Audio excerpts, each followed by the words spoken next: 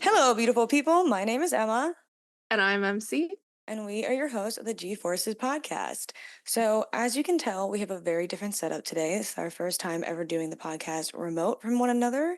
There's been many technical difficulties, so please bear with us in this slight change.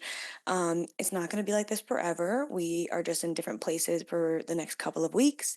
So, that's why we didn't have a get ready for the Canadian Grand Prix episode, and we're going to be doing this remote podcasting for a couple of weeks. But this is great practice for when we eventually get guests on the podcast, which is our dream. So, It's always been like a bit of a stressor for me, us having to figure out the technicalities with a guest on the other end, but I'm hopeful that, because I think we're gonna have to do what, 2 or 3 more episodes apart. yeah, Um, well, the next set of races, it's a triple header. So, we're going to have to do, I think, probably 5 episodes apart. So, Mary Catherine, you're going to be recording podcasts at our friend's house for the next couple of weeks, but it's fine. oh God, the anxiety. Well, we are going to do the Canadian Grand Prix recap episode, even though we didn't have the get ready episode. It was a couple of days ago, so we are a little bit delayed. We apologize for that, but we're going to be back in it as best as possible now. We're going to have just our normal episode layout, and then I think some crazy things have happened since the last time we recorded an episode. Like, Esteban Ogon's not going to be in LP next year. Yuki Racing, Tsunoda, Yuki Tsunoda's been confirmed. yeah, Racing Bulls Um, is also not going to be called Racing Bulls next year. There's a few different names. I think this was today. They were like, we might be called Racing Bees. I hate it. Not like, a fan. oh, there goes the racing bitches. Like, that was my first thought. They're racing bitches. I meant like bees, like a honey bee, not bee as in bitch. I don't get either. Like, I don't where did the bees come? Like, Well, there's a few different names that they might possibly change it to. I don't know. I don't really understand what they're doing. Carlos Sainz also might be going to Williams. Don't really know what's going on there. And there's a lot of Mercedes drama going on online. It's kind of been insane. did you see a little bit of that Lando drama too? Oh, when he mentioned When he Seb in the was cool down room? No, I saw some people were annoyed when his fans were chanting during the podium and Oh he was like yeah. egging them on. At, Yeah, I think that is just the example of Lando's immaturity. Unfortunately, we love Lando. He's my favorite driver, but all of these kids, because in my mind, some of them are kids, they literally did not go to school. They were raised on a racing track, and they some of them have stunted maturity. I think the majority of them probably do, unfortunately. Sorry, guys. I haven't heard about the Mercedes drama though, so you have to fill me in on that. Yeah, it's some Lewis. They don't. People have theories that they're really being a little petty towards Lewis. I saw something really quick about this. Yeah. Yeah. Well, on that note, let's get into our free practice conversation. Free practice. What about the track and everything? You know what? You're so right. Let's not get It's into our okay. free practice conversation. We're gonna backtrack it a little bit, and we're gonna get into the track conversation. Sorry for that semi-awkward long pause in between the free practice conversation and then us realizing, MC realizing that we have to talk about the track. Um, Time to talk about the track. Sorry, guys. Alrighty, guys. So, obviously, as you all know, we just witnessed the Canadian Grand Prix. Honestly, I thought it was incredible, first off. Second off, I really, really enjoy this track. So the official race name for this weekend was the Formula One AWS Grand Prix du Canada. They're in Montreal. So we got the French Canadians in the house. Hence the do Um, aspect. yeah, also, I'm gonna try really hard. I rewatched the race so that I could get the pronunciation of the track name right. But the circuit is the Circuit Gilles Villeneuve. Yeah, you got the last name. Yeah, you got it right. Gilles Villeneuve. Okay. Okay. I honest as you can tell how red I am, I like was stressed, especially, his son is a little scary, so I don't want to That get is that true. wrong. Didn't Um, his son called out Daniel Ricciardo this weekend? yeah, we'll get to that. Mhm. So the first Grand Prix, surprisingly, I don't know why I said surprisingly. I think of like all of the new American races and clump Canada with it. But the Canadian Grand Prix has been happening since 1978. So it's been around for a while. Okay. The cool thing is too, that park where the track is a man-made island, and the, like, weird square, like, bit of water is me and Emma love it Yeah, because it's a it rowing is course. the Olympic rowing course, so Yeah. and you could see the buoys, like, the buoy lines, Well, so that last was really year, cool. this was my first race that I watched last year, and seeing rowing there as well, I was like, "What's going on? This is when worlds collide." Yeah, it was really cool. Um, so the circuit length for this is 4.361 kilometers or 2.7 miles. The number of laps is 70, and then there are 14 turns here.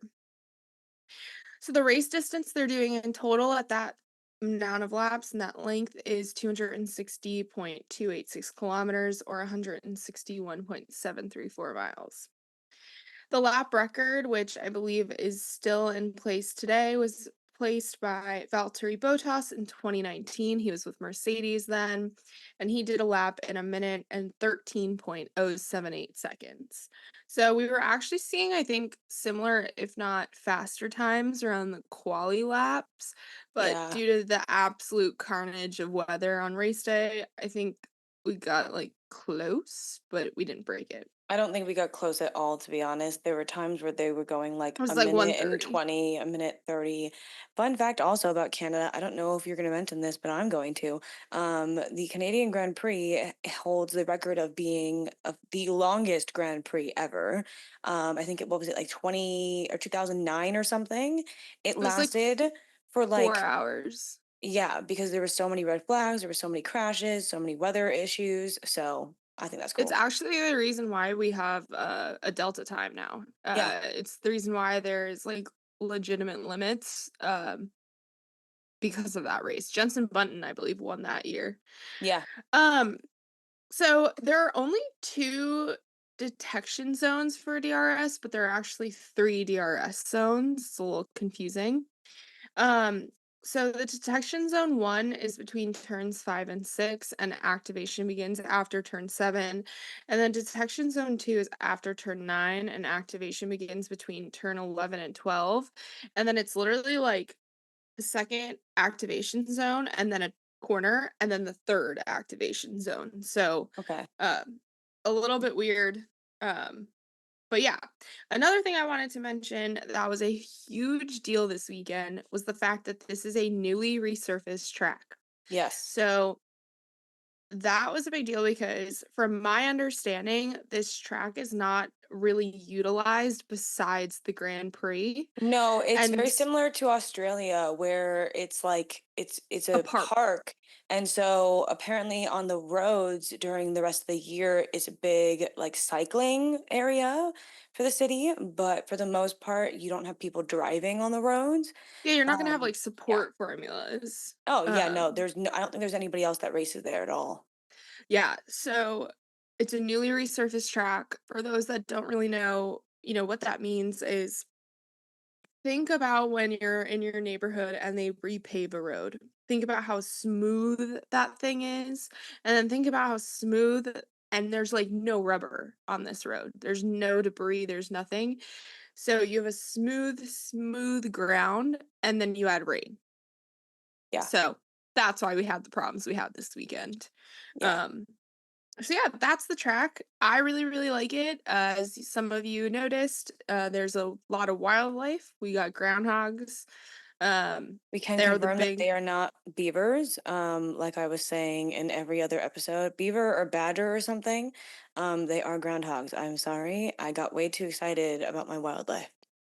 Yeah, I think you like really confidently said beavers, and I was like, I think it would have been great if it was a beaver, to be honest. I am excited for Singapore, where we see the gigantic lizards. I love it when there's a little bit of wildlife. I love it until there's carnage, like, it's, Well, like, nice until they're on the track and well, Max possibility did. of death. Yeah, Max did have to avoid it at one point because there was a groundhog running across the track. They were far, I don't know if it was because of the rain, but last year I felt like there were so many groundhogs all over the place. But this weekend, I think we saw like a couple, maybe. I think there's, like, one incident during the race that was really mentioned, but, yeah, I hopefully the weather, maybe they're getting better at keeping them off the track, I don't know. At one point, mom was like, "They needed to do something," and I was like, "How are you gonna control wild animals?" Yeah, you can't Like, really. especially things that, like, burrow, Yeah. so But to also just add one note onto the resurface track aspect, going into this weekend, we all knew that Red Bull wasn't very good at street tracks, and this was considered somewhat a street track because of it being a park. And the way that the turns are in this track, you really have to ride the curbs. And so those are two things that Red Bull are notoriously not good at. So we went into this weekend thinking this was not going to be their race. Wasn't a total wipeout for them, to be honest. I think that this race was a good example of probably what we'll see for the rest of the season. I wouldn't be surprised if Max wins the majority of the races for the rest of the season, but I don't think it's going to come easy to him. yeah, I think based off of the points that were scored this weekend and kinda where Ferrari shit the bed, I think that it's added a little bit of, like, ease to Red Bull, but I don't think they're sitting pretty, Yeah. you know, so Well, that was also something that we didn't mention. Checo, his contract was Oh, extended for 2 years. So yeah. Max and him will be teammates, and it will actually be the longest driver pairing apparently in like F1 history, which is interesting because I didn't think that they were together for that long, but they've been together since like I mean, What, 2018? 2017? 2018. No, no, no, because 2019 I think was Alex Albon and or something. It was like 2020-ish he was there. So it's been 4 years, another 2 years. I guess people don't stay together that long, but I think Lando and Oscar will give them a run for their money. All right. Now, do you have any more to talk about the track, actually? No, the only other thing I wanted to mention was that because I just wrote down some news. Sorry, this is discombobulated, listeners. The 2026 regulations were revealed. We Oh didn't talk yeah. about that. Uh, Mercedes brought a brand new front wing to this race that I think, as Ruth Buscombe said, it was the Hemsworth of front wings, and I think we all saw how that really pushed them. Um, Jack Doohan did a strong few laps in FP1, and we'll get to that in a second. And Ollie Behrman and Fred Vesti were there as well. Yeah. Um, and then one last, in almost typical weekly fashion, Alpine has had another turnover. Their operations director, Rob White, has left. So I would say we don't know what's happening, but at this point, it's just like news. I do wonder if because I don't know if you saw the interview with James Bowles afterwards, where he mentioned that they have a large group of people that they've taken from other teams that starting next year will be able to work on their team. With all of these people leaving like Red Bull and Alpine and like everything else, I wonder if they're all jumping ship to Williams, and that might be Williams's like way to kind of get Carlos to join the team because it's like we have all of these people from all these really great teams. So who knows? Like, I think the other problem is, in my opinion, what has Sauber done to gain anyone?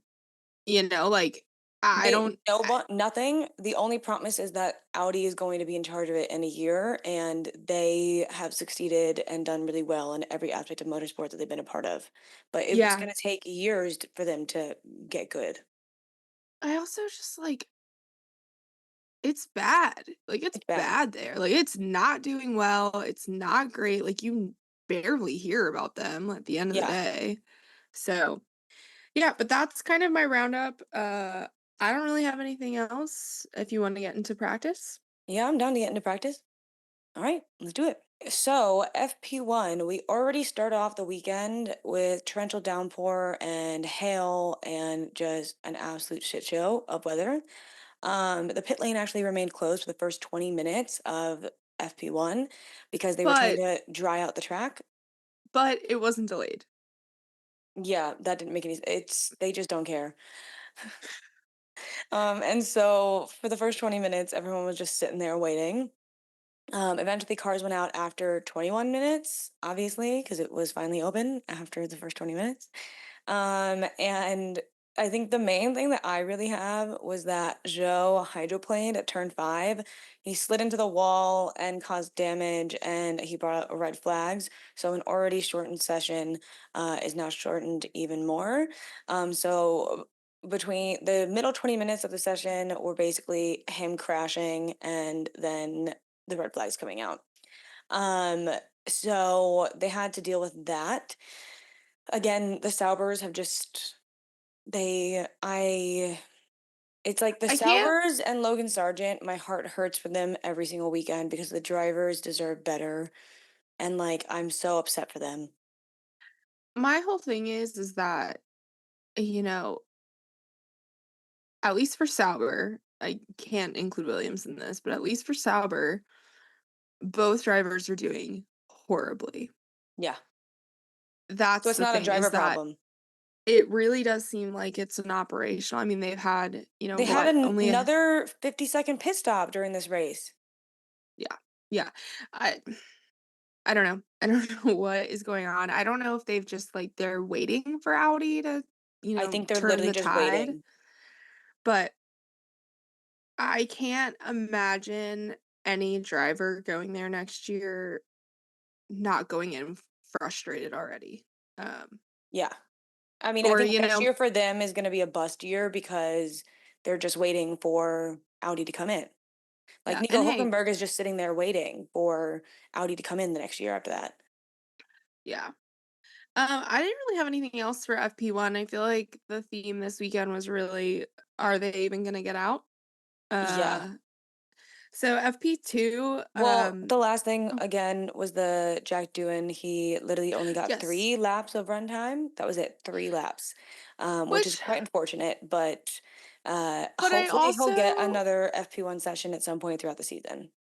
I do feel though, like with the weather, with the conditions, It's Alpine always a is probably playing possibility. it safe. Yeah. Oh, yeah.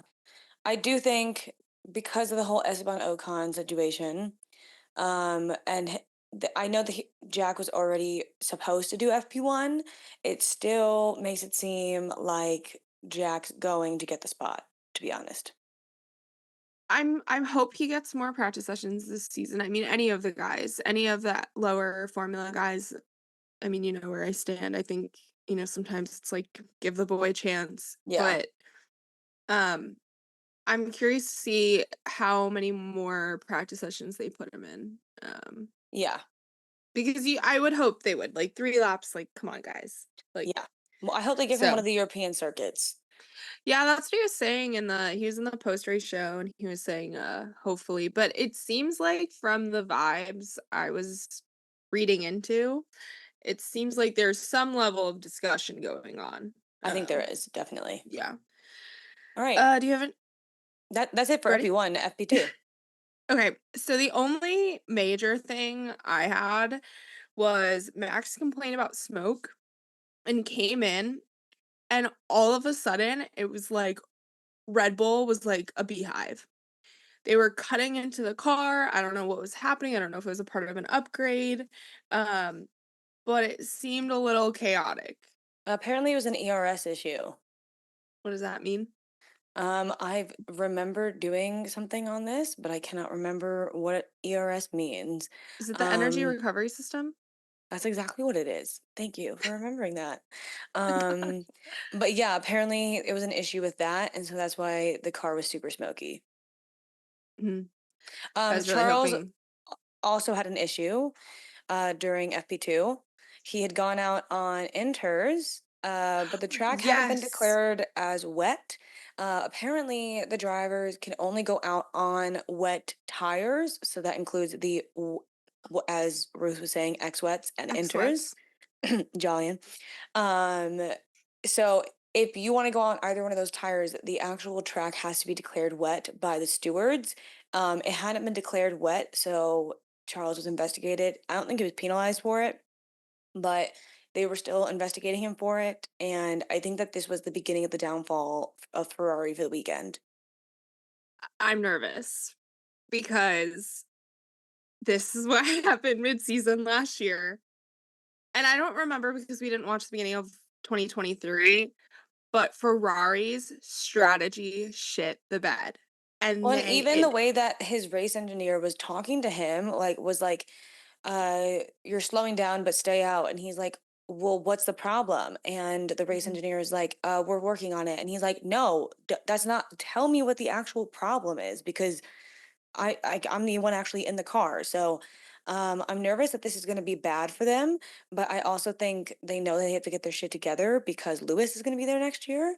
And I'm also just frustrated for Charles because he had the chance to potentially pass Max in the championship this weekend, or the overall Ferrari had the chance to pass Red Bull, and it was just completely screwed. And the only chance they're going to get that again is if Red Bull has a double DNF weekend as well. Yeah.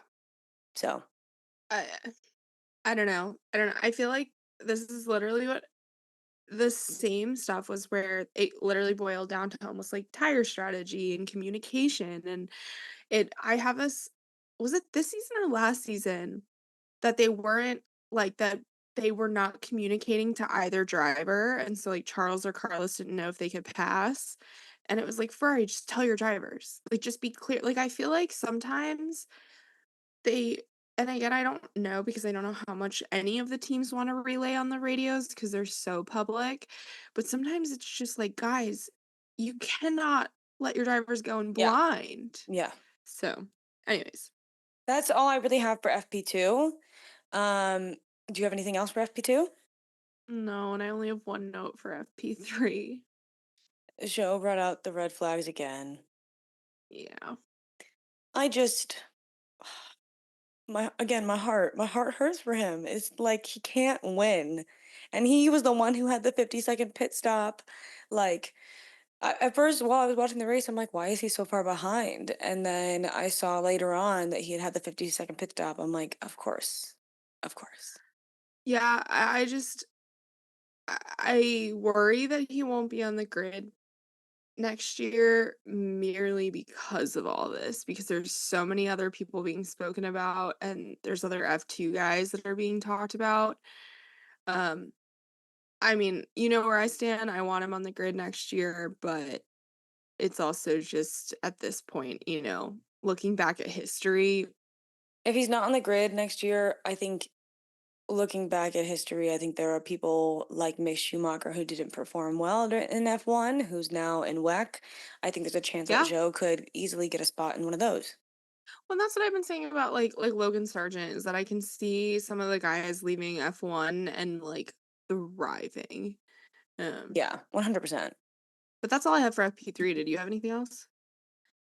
Just a bunch of people were tapping the Wall of Champions. That was really the big point that everybody had a hard time with. And apparently Max was complaining about steering as well at some points during FP3. Um, to be honest, it's been a very hectic few days, so I did not watch FP3. So these are my notes. But I watched some highlights of it, and he was complaining about steering. That's all I really have for free practice, though. Do you know the background on the Wall of Champions for those of our listeners that don't? Um, I wonder if it's just named the Wall of Champions because you become a champion if you don't crash into it. I think it's like named that because for those that don't know, it is like one of those famous walls like Everyone crashes into. very famous people have crashed into. And we saw like 3 or 4 different times that it was gonna happen. This is completely on a different note, but did you see what's her name? She was the first female motorcycle racer. She was Was there her this name weekend. I think it was it Mary McGee? I think that's what her name was, and Martin Brundle was interviewing her, and he asked her who she was there to see and cheer on, and she goes, "Mr. Hamilton, of course," and she was like, "I was here at the first race in Riverside, the first F1 race, and I got to meet Jimmy Clark." I, read a little bit up on her, and apparently she started in racing cars, but then her friend Stephen McQueen, who we know from, Magnificent Seven, uh, literally was like, "You should get into motorcycles," and so she got into it, and when she was speaking to, what's his name, she said she only stopped in 2012. Oh my Um, gosh, and now she's in a wheelchair. Go her, but honestly.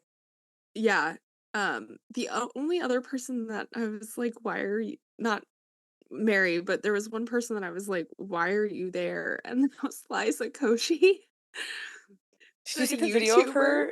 the video of her in the Red Bull garage, and Christian Horner was, like, standing there awkwardly laughing. It was funny. I enjoyed it. I haven't seen It her in was forever. just so cringy. Yeah, Also, she's not Canadian, she's American. Like, I was like, "Why not have, like, Drake or Ryan Reynolds, like, one of the famous Canadians?" that's very true, actually. Why was Ryan not there for Alpine? Interesting True. choice. Probably at a Taylor Swift concert in Europe. Probably. Alright, qualifying? Yeah. Qualifying. So, it was a pretty exciting qualifying session, I think because they were all worried that it was going to rain, so it felt like absolute chaos. I also feel like people didn't really know what tires to put on because of the potential for rain, and it was just get a lap as quick as possible. Do Well, we I think the I think the other problem too is that it was, like, a projected 80% chance during Yeah, qualifying, yeah, so yeah.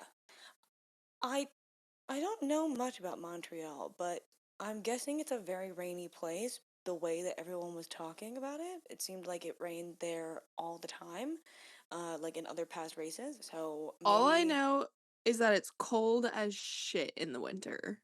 it was only like like high 60s, low 70s this weekend at the race there, which sounds very cold for June. But also it's much further north than we currently are, so makes sense. Q1, do you have any notes? Yeah, so rain was projected to be a problem, but Q1 started pretty dry. Everyone seemed to be rushing to get on the track, as we saw. The biggest thing that I have, and I don't even know if it's that big. Checo didn't make it out of Q1. Yeah. Um, a lot of people I think really projected him to have a standout weekend post announcement. Um, and I, I did not expect that, to be honest. I did not expect the announcement, and then when they made the announcement, I was not expecting a standout weekend. The Red Bull was already predicted to not do well at this track, so when he didn't make out of Q1, I was not shocked, to be honest. yeah, I don't know. I'm You have a lot more patience with him than I do. Yeah, I do. um, You give him a lot more grace. but I just kind of get frustrated in the sense of like I feel like out of all of the teams, Checo and Max being on the same team, I feel like they have the biggest difference in performance this season compared Oh to anyone yeah, else. And 100%. like for Well, me, Alex Albon and Logan Sargent. yeah. Um, but I just yeah, again, that's kind of why I said it. I don't know if it's too much of a surprise, but I don't know if there's an issue with the car that Checo can't figure out and Max has, or what's going on, but just not great. Like Yeah, I honestly feel like sometimes like he's just kind of forgotten. I would agree with that, unfortunately for But him. that's all I have for Q1. Do you have anything? Both Saubers were out in Q1, and I think the other shock of Q1 was Hulkenberg. Usually, hmm Hulkenberg is a star when it comes to qualifying, but he did not make it out of Q1, which, again, genuinely shocking to me. Yeah. So in total, everyone that was knocked out was Checo, Valtteri, Esteban, Nico, and Joe. Yeah, So yeah. Well, and then Esteban technically had the 5 place grid penalty, so, like, he was going to start at the back no matter what, basically. yeah. So Q2, well, first of all, Logan Sargent out qualified Checo Perez, which is I, phenomenal. I honestly, watching Logan race in qualifying, I thought he was gonna make it to Q3. I really did. I did Like too. At one point, he he flew to the was, top of the times, and I was like, "Let's go!" yeah, bald eagle. Like, come Yeah, on. 100%. Who needs a Um, groundhog when you have a bald eagle? Eagle. yeah, I feel like honestly, I was kind of excited for him. Like, I feel like he had a Oh really good yeah, performance, but I do feel like the yeah. The Ferraris. Ferrari shit the bed. Not shocked. Shocked, but not shocked. Given the fact that they were already having issues during practice, I'm not surprised that they had issues throughout the rest of the weekend.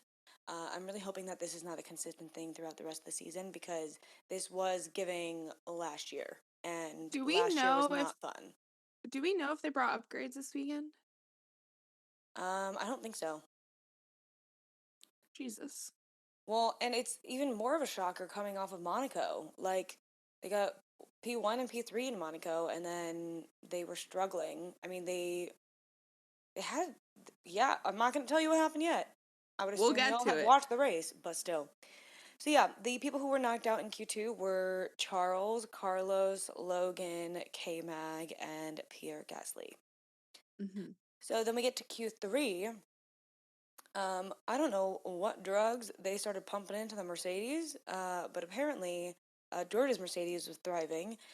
This is where the That conspiracy front wing. theories.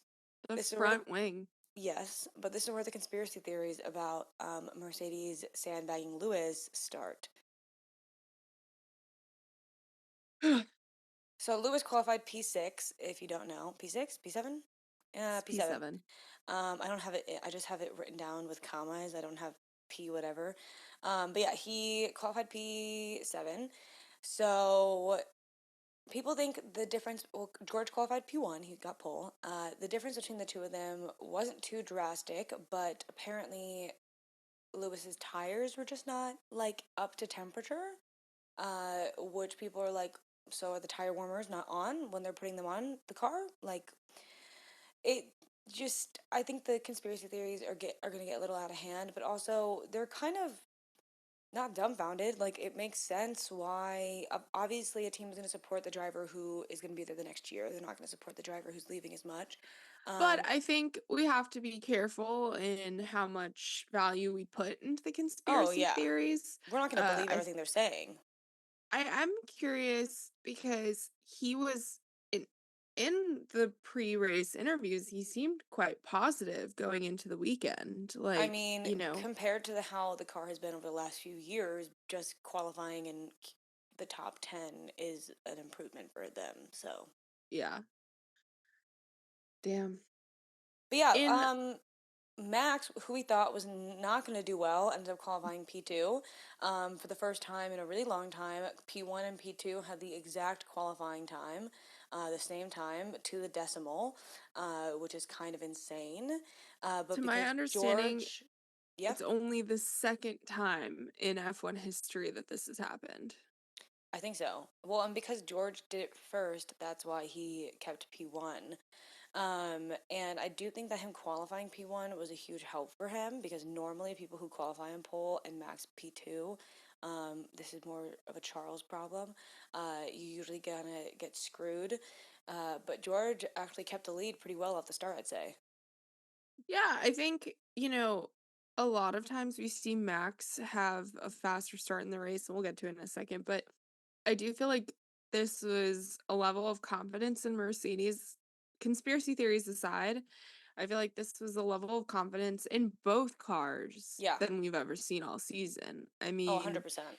um, I feel like it has definitely been rough for Mercedes. They've been definitely in the middle of the pack, which is not normal for them. No. Um, do I think they're a threat to McLaren? Because I believe they're in fourth. I'll have to double check my notes. No. No, I think the points are too far. The points are too far, and I think McLaren is gonna be pushing Ferrari, but, McLaren has we'll get shown that their car can do well on several different kinds of tracks. This is one track. I'm not putting too much into it, to be honest. I think there's a high chance that this could just be it was track specific, and they might not do well at other tracks. So I think we need to wait and see some of the European circuits before we can say Mercedes is back. I also think too, it's really hard to sit here and go with anything we saw this weekend because of the weather, the Yeah. new resurfaced track. This was really like and I think that's what made this race so fun, was that it was anyone's game, Oh yeah. That it was, you know, you had 3 teams fighting for the first place. Like, when was the last time we could say that? Yeah. So, I think yeah, I agree with you. It's probably too easy to say, too Because early to also this say. was a weekend that Ferrari shit the bed.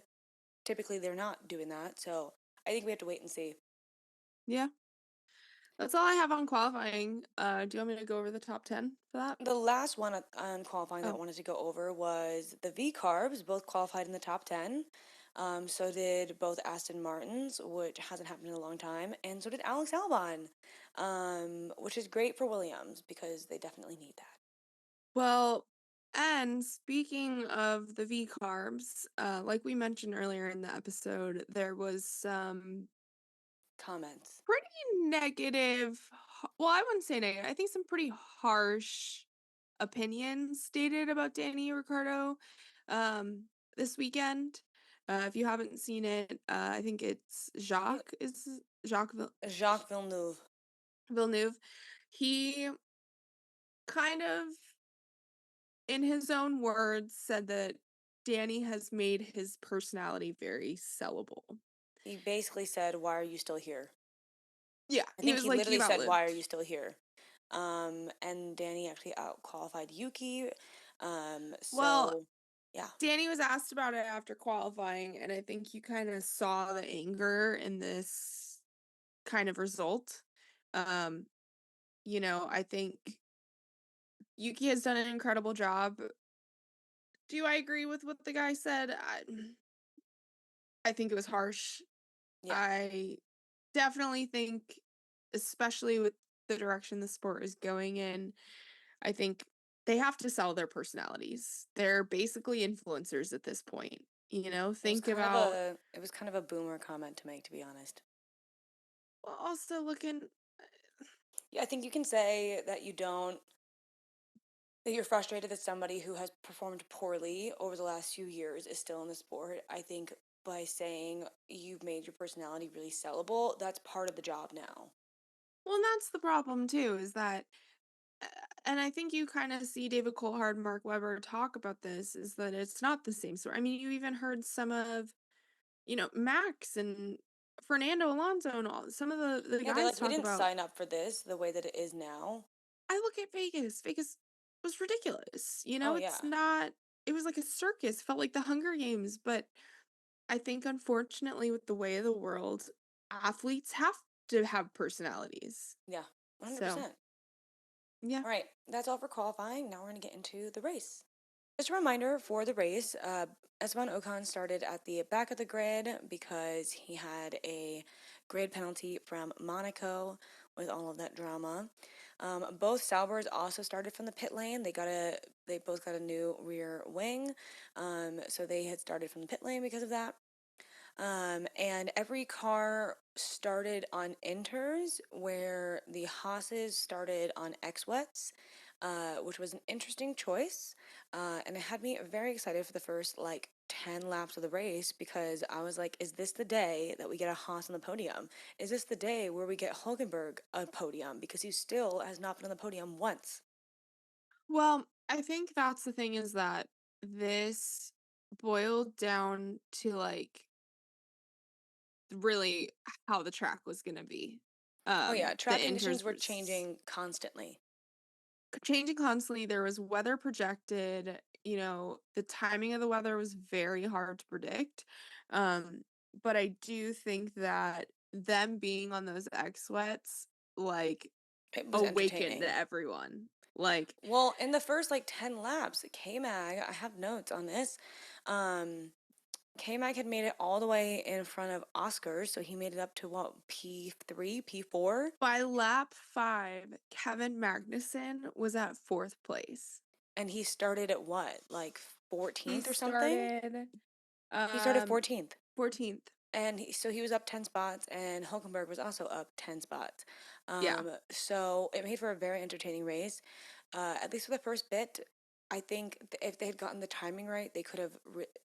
If K Mag hadn't had such a horrible pit stop at lap Yeah. 8, then I think that he would have been okay. I think that work actually would have been useful.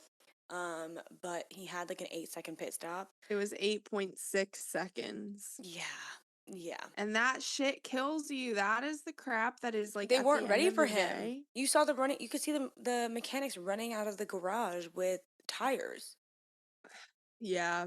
Uh, Again, But shoulda, it coulda, showed woulda. promise, to be honest. It showed that the car's not bad. Well, and it also showed that, like, K-Mag can do it without penalties. Yeah, K-Mag can do it. yeah, So, yeah. So also off the start, we have the top four. They stayed in starting order. Uh, Danny somehow had like a horrendous start, and both Alonso and Hamilton passed him off of the start. Um, and then at that point, it's kind of just like it was mostly just the Haas's for the first like 10 laps going crazy.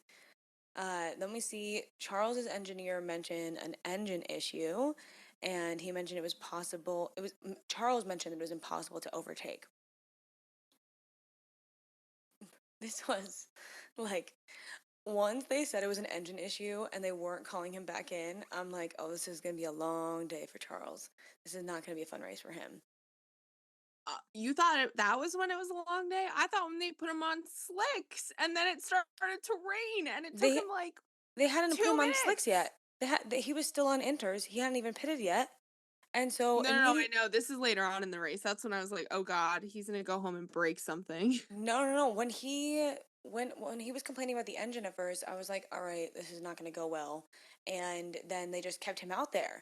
And it was much later on in the race that they put him onto slicks. They put him onto hards Yeah. because I think that they were hoping that it wasn't going to rain, even though there was it was downpouring in downtown Montreal, and you could see it from the track. But they were like, let's put him on slicks. My thought then, I was like, oh my gosh, we're going to see Charles Leclerc die today. He won Monaco, and now we're going to watch him die. Like, Oh, because they put him on hearts. I was like, he has no grip. Man is gonna go crashing into a wall. Yeah. Well, I spoke about that too early. We'll get back to that one because that Yeah, sorry about that was one, guys. crazy. We're gonna go back to that. So, Um, do you have anything?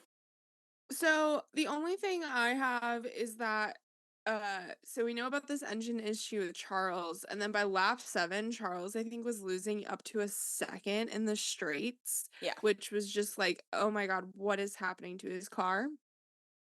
K-Mac has that god awful pit stop. Not sour bad, but pretty bad. Um, and then by lap 10, I just wanted to make mention George was still in the lead, Yeah, it was very which surprising, to be honest. it was really surprising. And Max was starting to walk on He George, was. but He was. I just like I know they explained how powerful a front wing can be, but I am just so shocked at how well the Mercedes held up this whole weekend. And I I think, mean, the front wing is the first bit of the car that the air hits, and so it is the first part of the aerodynamics aspect of the car. So yeah. if you have a crappy front wing, then the way that the air goes around the car is not going to work, and it's going to heavily slow down your car. Yeah. So I just want to make mention of that. Around the same time, we didn't make mention of this, but at the beginning of the race, DRS was not enabled Yeah, due because of to the the wet. fact that it's wet and you don't have it enabled. So by lap 13, Hulkenberg, who is still on his X wets, had a pretty big, like, quote unquote DRS train behind Yeah. himself. Um, and Danny Rick was finally able to get around him, but around this time was when it was announced. I personally didn't see it, but it was announced that Danny had a false start. Danny had a 5-second penalty for a false start. I know that they've been cracking down on it a little bit harder since the Lando false start earlier on in the season. Shout out George. We all saw it. Thank you for making that clear to us. But I think it's interesting how quickly they changed the rules and how they're paying a lot more attention to it. Um, they didn't really show us what happened. This is, you know how last year the thing that the stewards stuck on was track limits? This year it's going to be this. Are you kidding? Oh, 100%. I mean, I'm happy it's not like the track limits became a joke at one It was point. ridiculous last Yeah. year. Yeah. So Um, yeah, Lap 20, we see Lando actually pass Max, and then lap 21, we see Lando pass George for the lead. So at this point, Lando is just able to use those inters. Everybody else's inters are starting to really struggle, but he was able to just blow right past them basically. it And almost seemed like the inters for the McLaren, the longer they were on them, the more they improved. I know that's why I kind of wanted them to stay out, but they had to go Mhm. in to eventually change, because yeah, so George went straight on the final chicane after Lando's move and re-entered the track with Max passing him. So we see George just drop back to third, which I was ready for George to be like, I was predicted for a win, kind of like he did last year. He was like, I was predicted for a podium. Okay. You qualified in the top three. That does not mean you're predicted for a podium, bro, at all. Um, And right after we see Lando get the lead, Logan crashed the turn 3-4 chicane, which caused double yellow flags and then a safety car. And by the time that by the safety car came out, Lando was already past the pit exit, but Max and George were not, so they were able to go in immediately to get new tires, but Lando had to go back all the way around, but wasn't able to create the giant gap that he did in Miami, so it didn't really work again. It didn't work for him like it did in Miami. It worked against him, and so when Lando went into pit, he came out behind Max and George. Yeah, Mhm. came out in P3, I think Yeah. it was. Yeah. Yeah. Um Essentially what happened to Max in Miami is essentially what happened to Lando in Montreal. Yeah. There's a funny audio where GP. GP acknowledges that and is like, you know, That's from Miami, I think he said. that's for Miami. I do think that the safety car is always a factor in these races that we can't forget. It's something that can We knew it was work. going to happen with the rain. Someone was going to crash. Yeah, and honestly, the fact that it was lap 25, I was shocked we lasted that long. I'm I was shocked the start was shocked, clean. especially, yeah, I was going to say that the start was clean. And it's moments like the start that I was like, oh, they actually do have talent because I can't even see them and I'm watching it on TV. I can't even imagine what it's like in the dang car. Well, I think about myself driving through a storm and the way I freak out. I'm Oh like, my can you God, I imagine slow them? down to like 20 miles an hour on the highway when it's a storm in Tennessee, but driving in a Formula One car in Montreal downpour, not fun, I would imagine. Yeah. So the next thing to mention, and for all the Tifosi, I'm sorry. Lap 29, Charles had a hugely long pit stop. Like, Well, why? they had to turn the car off Oh, and they yeah, had to yeah. restart it because of the engine problem and they were thinking that was going to fix it and I think it did fix the engine problem, but at that point, bro was more He than a was a lap minute behind. behind. It Mhm. was slightly embarrassing. That's why I was like, why did you even keep him out? I think also, didn't they? That was when they put him on the slicks. Yeah, that's when they put him on the hards. Yeah, so they put him on the hards, and then the rain comes. Literally as he's exiting the pit. So at this point, he's basically on ice skates. He This is is, only lap 29. We're not even halfway through the race yet. yeah, so he is, not only did he lose time for this restarting of the car pit stop that was so long, but now he's basically like a newborn deer on this freaking racetrack trying to find his footing, and he Yeah. can't, so he has to re-pit to put on, I think he put back on inters. So, I don't know. I think they just retired him. did they retire him at that point? Lap No. 40-ish, Charles retires. Yeah, but after the rain comes, he's stuck on the slicks and they put him on inters again. Oh, okay. That makes Yeah, a bit yeah. more sense. I didn't have that. Because then the next thing that happened was the most beautiful overtake Oh, I've ever Salbon? seen. Oh my god. It was like mom Overtake literally of the looked at me. century. Mom looked at me and she's like, because I was like, I think I was sitting there, like my head, I was like, because we could all see what he was gonna do, and we could see how flawlessly he was gonna do it. And He's mom was such a like, good driver. you're so emotional. And I was like, because that was beautiful. That was music. Yeah. Like that was the sport, you Yeah. know? Like that was like I think red flags, I saw their clips today, they were like, he threaded the needle and he did. It was Oh, amazing. 100%. And It like, oh, I think oh, he thrives at the Canadian Grand Prix because last year was when he had the massive DRS train and it was like 7 cars behind him and he kept it behind for like 40 laps. It was insane. Alex I'm Albon just deserves all the applause. I'm so excited for the improvement of Williams to see Alex be even more incredible, Oh yeah. you know? Um, so then at this point, we're in the 30s and around lap 40 is when DRS is enabled. And that's So also when Charles retires. yeah, that's when Charles retires. A lot of people also start pitting for slicks at that point because it is no longer wet and so they can't really be racing in inter or X wet tires. So they're switching to slicks, which is also why DRS was finally enabled. Um, we actually see Lando. He was the last one in the front of the pack to pit, and he pitted at lap 47. He was trying to create a gap between him and the people behind him, and hopefully have like a big like pit stop gap, kind of like how you were seeing people do in Monaco. Mhm. And he came out like literally right next to Max, but because of the way that the dry line was on the pit exit, Lando was kind of still in some water, and so he kind of swerved a little bit. It was Um, so cool.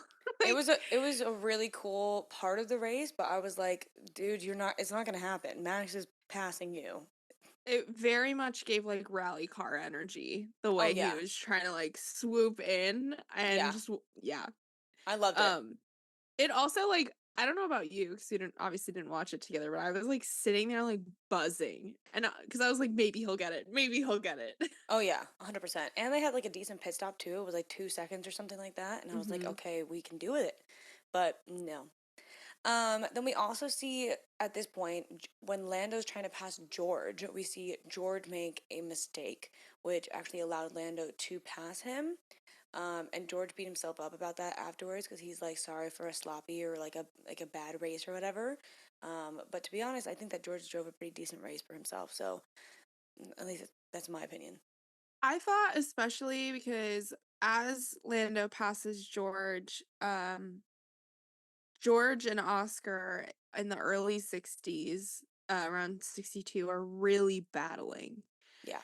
And they get really, really close, but I feel like it was proper racing battling. Like, it was clean, it was fair, they were respectful, and I feel like at the end of the day, like, George didn't really he fought, you Oh know? He yeah. fought for his spot, and, I mean, you even heard at one point when him and Hamilton got into it a little bit, like, you could see how much George wanted and how much effort he was how much effort all of them were doing because this was not an easy race. Oh, you had to have 100% concentration the entire time. Yeah, and I think all of them made mistakes, all of them owned up to it, and we saw all of it, I think it's you know? impossible to drive a race in in those conditions perfectly, and nobody did. Yeah. Yeah. I Yeah. think the reason why Max ended up winning is because the strategy ended up being perfect for him, and the timing worked out really well for him. Yeah. Um, So we forgot to talk about Checo. well, I have a bunch of other things actually. Oh, So Max, at that point where George had made the mistake, Max was 35 plus seconds ahead of everyone in P1, which was probably the largest gap that we'd seen the whole race. And then we see Checo crash and retire, which was interesting. A really great way to celebrate. contract extension. And then we also see both Carlos Sainz and Alex Albon crash, which Alex Albon was just He was just trying to get by. he was just trying to drive by. So Carlos He was Sainz spun around and like kind of crashed and then wasn't stopped. He hadn't stopped yet. he like spun Um out into and Alex. Alex was trying to go on. You basically it was so short after Carlos had crashed that you have to basically just choose whichever side to go. And so he only had the option to really go on the left-hand side. But Carlos hadn't stopped moving yet, and so then Alex got pushed into the wall. And it was devastating because they would have gotten points. I know. Yeah. So Um, what else do you have?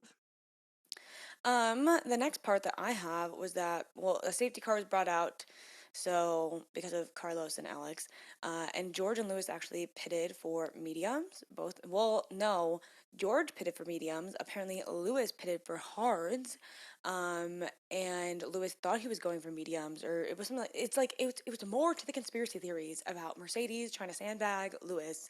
It was weird, very strange, but Okay. George at the very least got mediums. Because of that, lap 64, we see Oscar and George tap wheels, dropping. George dropped behind Lewis then because of that, so Lewis was able to take advantage of George kind of hitting Oscar a little bit. But because of them getting new slick tires, they were able to really move very quickly in those last few laps. And I think that that was their saving grace. If they hadn't done that, they would not have been able to get as far as they did. I also think that that is what allowed them to move past like Oscar and Oh not have yeah, McLaren as such a threat. Um, because Oscar was in it, he was fighting, and then I think what they switched to really benefited them. yeah, 100%. Lap 66, Lewis passes Oscar. Lap 67, George passes Oscar. And then basically right after that, George passes Lewis. Yuki also slid over the grass, everyone avoiding him. Oh my Oh goodness. my The god, way was it that Hulkenberg? Hulkenberg avoided Yuki in a split second, it was like the same thing as the Monaco avoidance in the Mm-hmm. tunnel. I was like, The you, F2. y'all are good at your jobs because I would not have been able to avoid that I was because like, those Yuki would have lights. died. I'm like, the light game makes sense now. Oh, 100%. So the end of the race, the results were Max P1, Lando P2, George P3, Lewis P4, Oscar P5. I only wrote down the top five because everybody else, yeah. Yeah, I think we had a total of so who DNF'd? We have Both Ferraris, both Williams, and who was the other one? Checo. Checo. Yeah, we had So five. five DNFs. It was so devastating, honestly. I was bummed. I was bummed about Alex. I Yeah, was, the rest of them sucks for them, but Alex especially. yeah. I will defend him Um, to his dying day. for those that haven't watched it, I, I don't even know how to begin to describe because we just ran through the highlights. This was such a fun race. I do feel like we've said that every single race this season, to be honest, except for Monaco. I feel like every race this season has been so entertaining. It's been I so think good. because the gaps are so close, like, I mean, we were in the last 2, 3 laps and the lineup was still changing. Yeah, Like, I think what happened last season was we got so used to 17 plus second leads yeah. that it became a little defeating for the drivers and spectators and all of those, you know? It's like, okay, we're hearing it again. Like, I just I feel like because there was so much movement throughout the entire grid this race, it was like, you haven't watched a full one yet, go out and, like, This is the race to watch watch. this. Yeah. Yeah, yeah. All right, well, let's wrap up our final thoughts. So, I personally feel like this made the fight between McLaren and Ferrari, this race, in terms of, like, points for constructor standing, like, Oh, yeah. I feel like this is closing the gap between those teams where I don't necessarily know if anyone's going to be able to catch up to Red Bull if Max keeps performing in the top 3. Um merely because of the amount of wins, but I just McLaren is currently at 212 points and Ferrari's currently at 252 points. I mean, I mean, obviously, like we said about Mercedes, we can't call anything yet because this was such a one I don't want yeah, to say one time, but there were so many factors for this weekend. But I do feel like the Constructors' Championship is going to get we're not even halfway through the season. I Like, know. there's a lot of races left. I Like, keep forgetting. so many things could happen. Yeah. Yeah. Yeah. Yeah. Yeah. Okay. How many times did you say yeah in a row? I will agree with what Mary Catelyn said before we got into our final thoughts. I do think that this was a very good race to watch. I think every race this season has been really good. I don't know. I mean, except for like the first two or three, but ever since then, it has been like I enjoy when Max has to fight for it. I'm fine if he wins every race this season. I just want him to fight for it. Like him being so far ahead, that's boring to me. But if he wins every race because he fought, then yeah, that's entertaining. Yeah, I think the battles too, when it's And even in the midfield. yeah, when the midfield is sitting here, you're fighting, you don't know who's gonna gain points. Like, Yeah. I think it is there's something to watch at all times. Obviously not Monaco. Monaco is very boring. But I feel like there's something happening. You're not just Yeah. seeing these huge gaps between teams. Like I feel like the timings have gotten like it is Pretty tight. close. Yeah. So I have a hot take. This is a rule that I think should be implemented into F1. I think if you crash or DNF, really, no, if you have damage, because somebody else caused it. So like Carlos causing Alex Albon's damage. I think the team of the car that caused the crash should have to it should come out of their cost cap to replace like the car to like fix the car that was screwed up. Like I think it should come out of Ferrari's cost cap to fix Alex Albon's car. But like if you crash on your own, like Logan Sargent crashing, obviously that's Williams cover. But if the other person is the reason why you get screwed, I think it should come out of the other teams because that would make it a little spicy. People dislike the stewards now. I think they would dislike the stewards even more merely because it's like I mean, it's obviously pretty easy to tell when something like the Carlos and Alex crash in the race, like obviously was not Alex's fault, but I think it could become fishy from like who's calling it, Yeah, you it could know? become fishy, but I think in the very clear calls, it's like Williams already has so much money that they've spent on fixing the cars. Like, Carlos, why? Why did you have to crash into Alex? I think I don't think he was like seeking Alex, you well, I mean, know? it could be his future teammate, so I would hope that he's not seeking Alex. So, my overall thoughts again, like I said, great race. I think there's a lot of drama going on in the F1 world. Apparently, Esteban Ocon, after the race and his post-race interview, was a little intense. He was like, "I've always done what the team wants me to do, and they I just saw don't that. care." And I'm like, "Okay, Well, no, he said something along the lines of, "I've always been nice in the team player, and, like, sometimes I don't I'm tired of being nice," or something, and I don't really I it's gonna be a messy rest of the season for Alpine, I think." I think it's very uncomfortable. I think Very Esteban needs to uncomfortable. watch what he's saying because if he behaves like that, no team's gonna want to take him. Well, that's the problem too, is that I think all of the guys on the grid, there's that don't have spots, like, I think, you know, You got to think about your risk factor. If you are a PR risk, if you're a driving risk, if you're a risk at all, they're not going to take you unless you're performing at max Verstappen level. Ferrari PR kills me. Oh Ferrari my God. The paper that they're like, here, look at this. And he's like, no, I'll say what I want to say. I Charles. I just we've seen it before. It's like they have this Well, image that they wanna it's the maintain, first which I time. It was so blatant where he like literally basically announced to all of us that he's going to say what he wants to say, which shows that they told him what to say. And normally we've always assumed that they've done that, but this was like he was announcing it to us. Well, it was funny too. I think was it Carlos's Instagram post that was like a weekend to forget for the whole team. Probably. Um, I feel like I I just what happened? How did you go from Monaco to Montreal? I don't know. I have no idea. Yeah. Maybe it doesn't rain a lot in Italy. I don't know.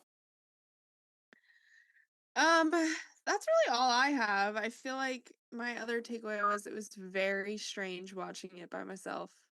It was Um, very strange to be honest. I've Um, realized I talk a lot more watching the sport than I realized. Mom was like, "Who are you talking to?" Because I was like just agreeing or like being like, "Oh yeah, yeah," like I need to write that down. I And I was realized I was yelling at the TV at one point, and I'm like, I've become my worst nightmare. I have become a man. Like, I know. I know. I was like, I think when Logan made it into Q2, I like air punched. I was like, yes. And mom was like, again, she was like, you're so emotional. And I was like, you don't understand. it doesn't help that mom. We didn't watch sports really growing up with dad, other than soccer, and we all sat around as a family and got into it. Where like we never really cared about football, baseball, really any of that. I mean, it would be Yeah. on, but dad just sits there silently and watches sports. He doesn't emote at all. Meanwhile, you and I are over emoting. Like we're very excited about it. So Yeah. It was very interesting watching with the parental units. it was very Um, interesting watching by myself. Chris came in and joined at one point, but he was playing video games. I think the majority of it. So mm, so I was no just surprise laying on there. the couch watching it by myself. I think I was eating pickles half the time. So. Yeah. All Love right. that phrase. What it was great. I enjoyed it. It was great. On that note, the next race is Barcelona. So in a couple of days, we'll be in the same settings, and you will hear us talk about Barcelona. Get ready for Barcelona. It is the home race for Carlos and Fernando. And Um, us. yeah, and us because of our Spanish heritage. So we're very excited about it. This is a race that I do want to go see in person one day, even though I don't know if it's going to be on the calendar in a few years. Um, Honestly, I'd go to Montreal. Montreal is really That expensive. I know it's I real. looked at it. It's really It's expensive. real. It's No, cheaper no, for us to go to Monza than it is to go to Montreal.